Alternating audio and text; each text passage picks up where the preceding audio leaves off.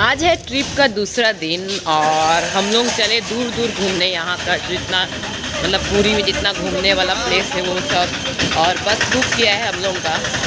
और सोना आगे जा रहे हैं, मेरी बहन भी चल रही है। और आज जहाँ जहाँ घुमाएंगे वहाँ वहाँ आप लोग को थोड़ा थोड़ा जरूर दिखाएंगे। बहुत सारा मंदिर भी जाना है, बहुत जगह जाना है। हमारा मकसद है जगन्नाथ जी, सही है? हाँ एकदम सही। हम लोग जगन्नाथ जी के दर्शन करने के लिए आए थे, इसलिए सफर के बारे में बात करने से पहले हम लोग जगन्नाथ जी के बारे में बात करेंगे। एक समय की बात है, बताइए विभीषण जी को त्रेता युग से आदेश था कि वो इस कलयुग में जगन्नाथ धाम आके भगवान विष्णु जी के स्वरूप जगन्नाथ जी के दर्शन करेंगे। उनको त्रेता युग से आदेश था, इसलिए विभीषण जी ने क्या करते थे, अपना रूप बदला करके जगन्नाथ मंदिर का अंदर प्रवेश करते थे। किसी को भी पता नहीं लगता था।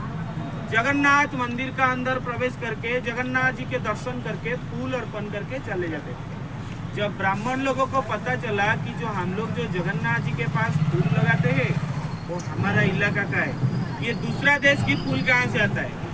जब ब्राह्मण लोगों को ये बात पता चला, ब्राह्मण लोग जाके राजा जी को बोले। राजा जी ने एक दिन एक मंत्रिमंडल बैठाया।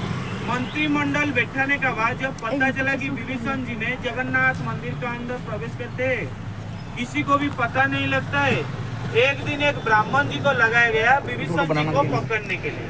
आप लोग ध्यान देंगे, जब आप लोग जगन्नाथ मंदिर के अंदर गए थे, मंदिर का अंदर जाने का समय साइड में एक ब्राह्मण खड़े होते हैं, डंडा पकड़ के। हम जब अंदर एंट्री करते हैं हमारा माथे का ऊपर बताइए क्यों मार रहे थे? नहीं आशीर्वाद है, उनका रूप चेंज हो जाता है। सब आशीर्वाद है। लेडीज विभीषण कहाँ गए? 75 चाल कीजिएगा ना, 18 पीस। चारों को पैसा बोले हम डालते थे ना।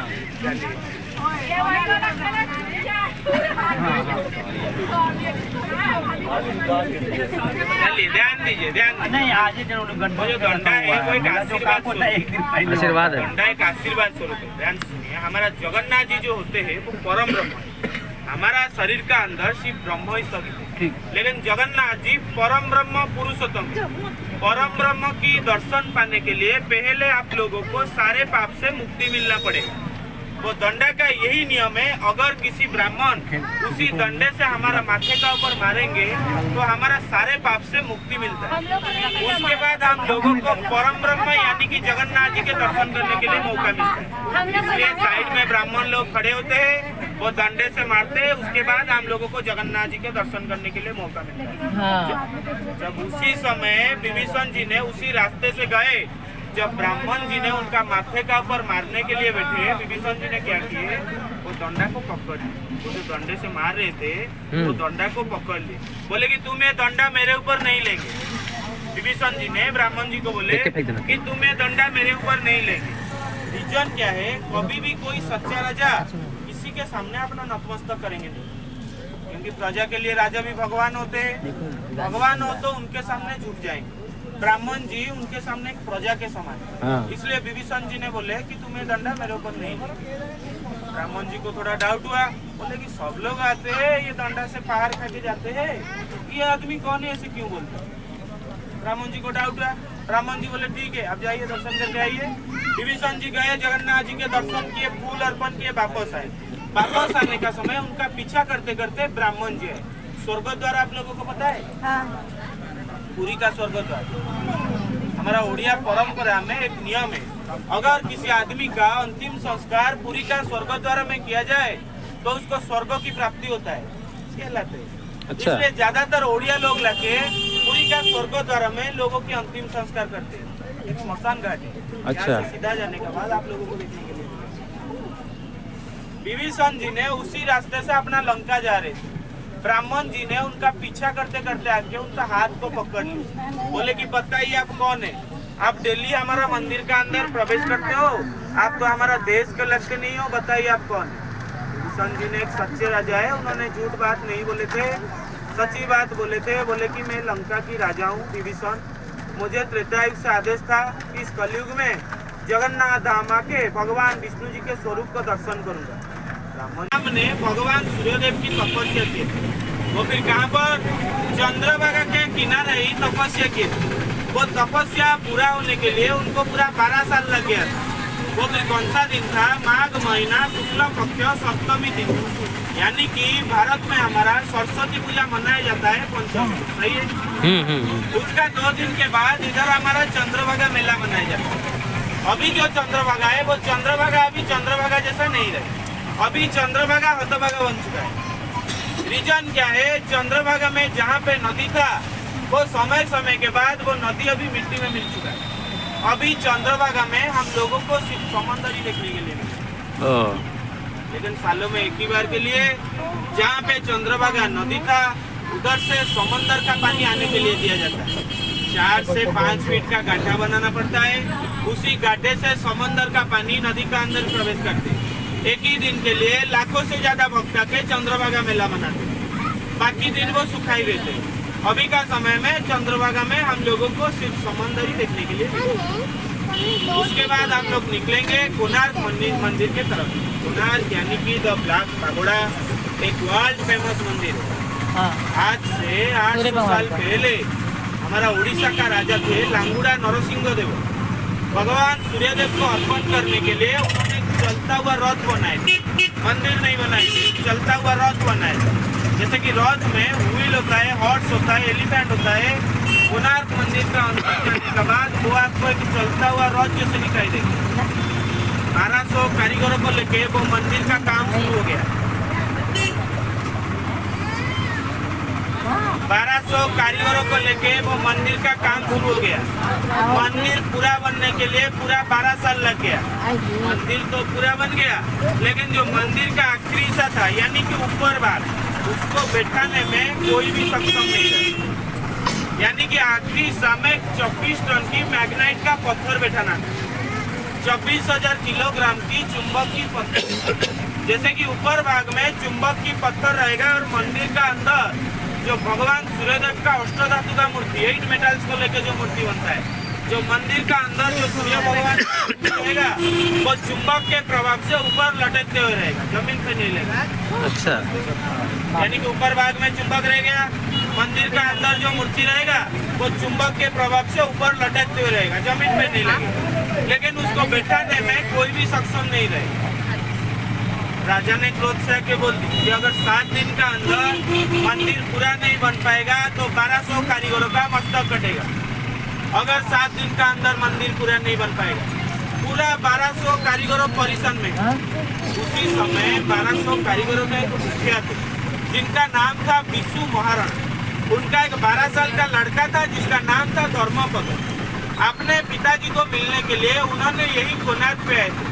जब उनको पता चला कि 7 दिन के अंदर मंदिर पूरा नहीं बन पा रहा है, 1200 कारीगर के साथ मेरा पिताजी का भी जान चला जाएगा, इसलिए वो लड़का ने क्या किया, अपने पिताजी को बोले पिताजी अगर मुझे थोड़ा मौका मिल जाए तो।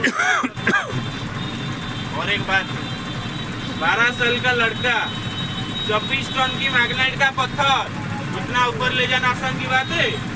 अभी का समय में 12 साल का लड़का 30 केजी का भी पत्थर नहीं उठा पा रहा है। उसी समय इतना बड़ा पत्थर इतना ऊपर कैसे लेके जाएगा? लेके जा पाएगा? ना। देखिए, हमारा इधर जब पहले मंदिर बनता था, पहले समय में इधर हमारा इधर जब पहले मंदिर बनता था, मंदिर का पहला हिस्सा बन गया, उसको बालू में कवर करना पड़ता था, फिर दूसरा हिस्सा बनाना पड़ता था, जिससे कि बड़ा ऊपर ले जाने में आसान होगा। अभी का समय में ये मौसी इधर आओ मौसी इधर आओ।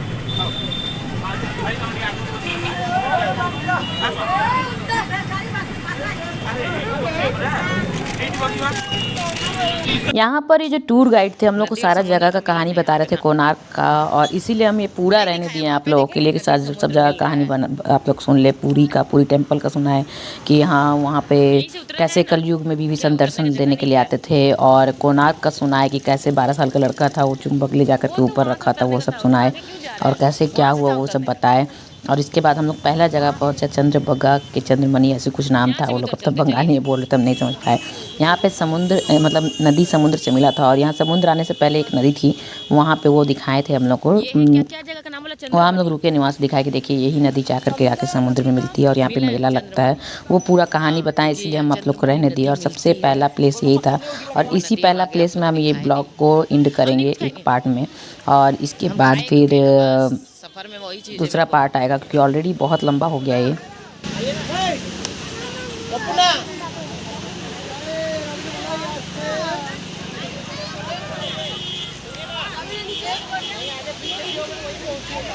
हाँ ठीक।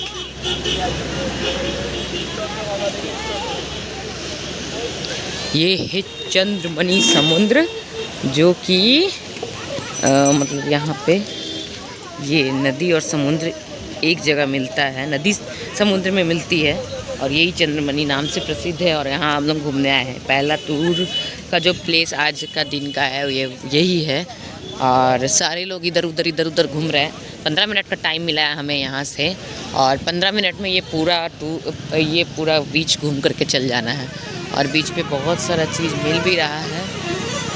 तो अभी तो हम कुछ लेंगे नहीं क्योंकि उस साइड में हम लोग को रास्ता में दिखाया था वो लोग कि वहाँ से नदी और समुद्र मिलते हुए और सही में नदी और समुद्र मिलते हुए दिखा रहा था वहाँ से। हम इसलिए आप लोग के लिए सामने जा रहे हैं, सब उधर ही रह गए। हम बोले नहीं हमारे जो सब्सक्राइबर है वो लोग को तो ज़रूर दिखाना है और हम फेस दिखाए नहीं सुबह से लगता है। ये रहे हम। सांप था, सांप का खाल था एक तो छोटा सा। आप लोग को दिखाने के चक्कर में नीचे देखे नहीं हम, सांप का खाल दिख रहा है हमको।